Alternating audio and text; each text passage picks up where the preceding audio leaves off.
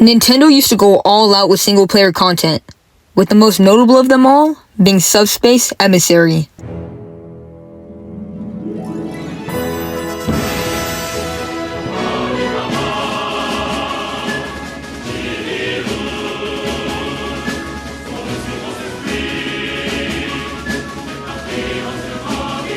Wow, Subspace wasn't just a mode, it was an entire event. And, well, Smash hasn't felt the same since.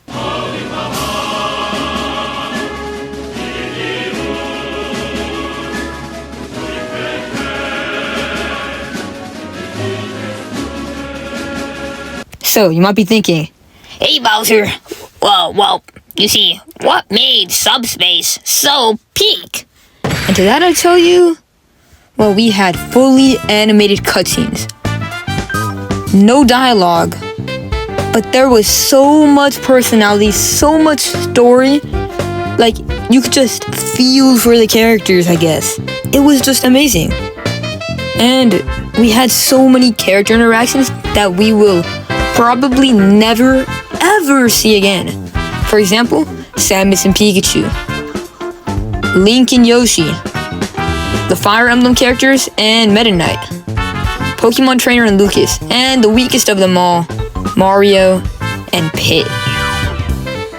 You know, you would go through levels. It was like playing just like your average 2D Mario. You would just go through levels and you would just try to get to the end. That's literally all it was.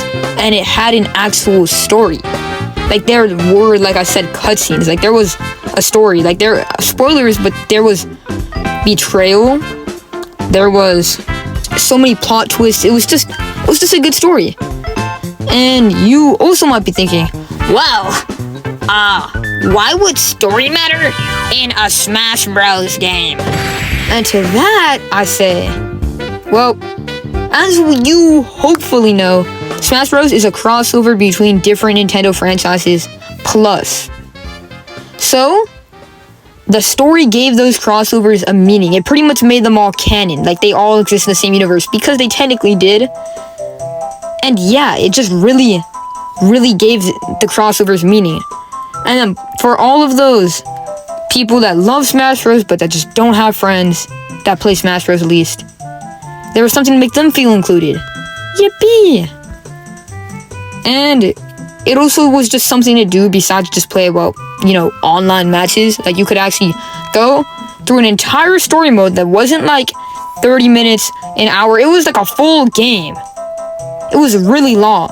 And you could just go through that entire thing, and it turned Smash from a party game into a single player adventure, plus the party game aspects, obviously.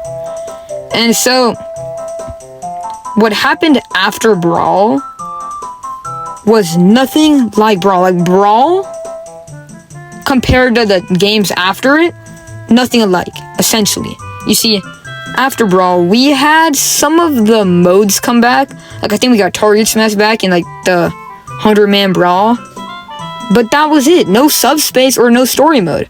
Well, we did get World of Light, which was very ambitious. And it, you know, would have taken a lot of time and effort to get all of those characters into a story game, just like Brawl did. But there was pretty much no... In fact, there was just about no major character interaction in the entirety of World of Light. And there was no sense of progression. You would just kind of go wherever you want because there's no story. It felt more like a...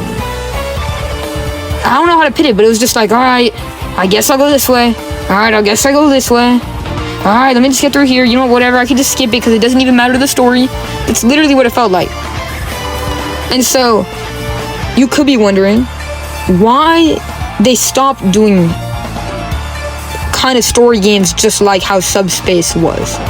Well, the first thing, which I think is a really dumb reason, but it's because the cutscenes got uploaded to YouTube immediately, which makes sense. It's the internet. People make Let's Plays of games, and people upload the gameplay, and people make videos about it. They make videos about it, they make videos showing it for like little kids, whatever. They just get uploaded though. Like, you can't make a video, like, no major company can make a video game and then expect nothing about it, like nothing to get uploaded about it, no cutscenes. Like, obviously it is. The entire game's gonna get uploaded the same day it came out or even before. I saw people making Mario Kart World gameplay videos before Mario Kart World even came out. Cause that's just how it worked. I don't know what to say. Now, also, this one actually does make sense.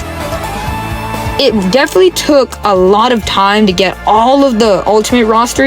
Like, it just took a lot of time to get all of it. Like, that's about it. And yeah, that makes sense. It probably did take a lot of time, and it probably did take almost all of the development time.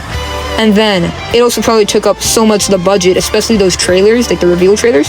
Yeah, okay, that one actually makes sense. That's actually nice job, good excuse, maybe it's not even an excuse. That's a good reason. And then also Nintendo wants to just focus more on the competitive style of Smash Bros. Games, and they don't really want to pivot away from multiplayer, which I guess makes sense for a Smash Bros. Game. But I wish they just did both, like how Brawl did. But good news if you agree with me and you do want Brawl Subspace to come back in a way. Well, that excuse, or any of those actually, they really just don't work anymore. Because who doesn't upload videos of games in 2026?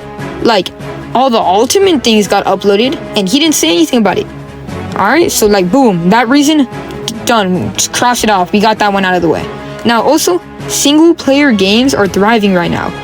Like, especially games that like just are like focused on multiplayer. Like, Pokemon games are really popular. Metroid Prime 4 is really hyped up. 3D platformers. So it just makes sense to have a story, like a single player story, because that's what people like anyways. Then, on top of all of that, because there's obviously, we gotta go to the other reasons, fans like myself, and maybe like you, I don't know, maybe you just clicked on this video for whatever, but most fans want a story-driven Smash Bros. Game, and it's very clear. Like, you can see videos on YouTube about how people talk about how they stopped doing it and why, and then also just how we want it back, because we do want it back. And then also, you can even, this one might be controversial, but I think you could port Ultimate almost, and then just add a story mode for Switch 2 edition. Like, I feel like that'd be easy $20 of my money. Like, I would definitely spend that much, or even more probably. Honestly, I would probably pay, and I'm being real, I'm not saying that they should do this, but I would pay if they did, which I think it should be cheaper. I want to make that very clear. I think it should be cheaper, but if the game was $70 just for a story mode, I would pay that, because that's how much I want that. And you might be thinking, well, I don't even know what to say actually. I just wonder what it would be like in the big 2026 on the Switch 2. Well, we could have shorter but higher quality cutscenes, you know, just because. We could get the DLC characters involved, you know, like maybe even delay the game a little bit. Like, don't delay it, but like, you know, like make the game come out a little bit later, but get DLC characters, get them all lined up, and then get them in the story, like how they did with Ultimate, kind of like how they got DLC characters announced before they actually dropped the DLC. Bring back boss fights like Rayquaza, and I think Ridley was one too. Those were really, I know Rayquaza was one. That one was really good. But yeah, just bring them back, make them cinematic and everything like you did before. That'd be crazy. That would be crazy. That'd be amazing. And then also bring back co-op play, because everyone's gonna want co-op play in it. Like, you gotta bring it back. Like, me and my little brother played through Brawl. We want to play through whatever's new. You know what I'm saying? And then also, no filler cutscenes, but more personality cutscenes. They did a really good job with the personality cutscenes in Brawl, but I'm just saying that they should keep doing that. Like, just take out even, like, if they want to improve, just take out all that extra stuff that's not needed, and then just, yeah, make sure you keep the personality. And this also just isn't only about Smash. You see, Nintendo used to experiment more.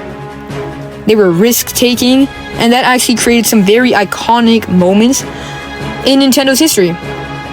So playing it safe also means Nintendo losing the Nintendo magic.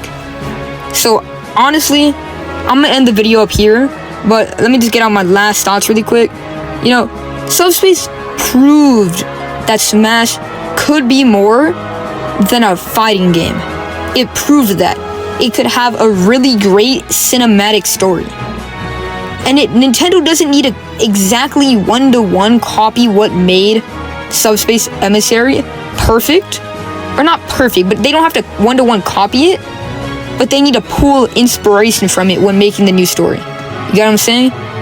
You know, it needs to bring back that same, like, ambition. Like, you could tell that the people that worked on Brawl's Subspace Emissary really cared about it, and they really just were passionate about it. They gotta bring that back.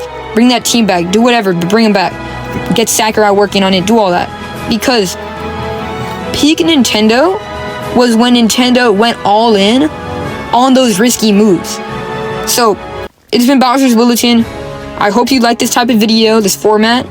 Leave a like, please, or at least comment, share, do whatever, but please try to get this video out there, because I'm trying to really just get out there right now. You could join my Discord. I'm probably gonna put the link in the comments. But yeah, please like, sub, do all that stuff. Comment, share, join the Discord. Thank you for watching. It's been Bowser's Bulletin, and I will see you